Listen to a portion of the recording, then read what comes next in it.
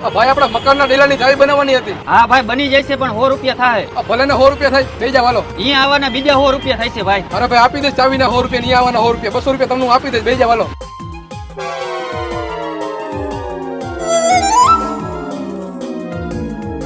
એલા કેટલીક વાર લાગશે પણ હવે કલાક થી ચાવી બનાવતા. અરે બસ બસ ભાઈ 2 મિનિટ હવે બની જ ગઈ. જો ભાઈ ખુલી ગયું. હાલ હવે આગો જા. પણ આ ચાવી તો બની નાખી, મારા પૈસા તો દેતા જાવ. ચાવી બનાવવામાં 1 કલાક કરી અને પૈસા ગાયો ગા જોઈ છે, ખમ લેતો આવું. એટલે હા ભાઈ હજી નું આવ્યું, આટલી બધી વાર લાગતી છે પૈસા લેતા.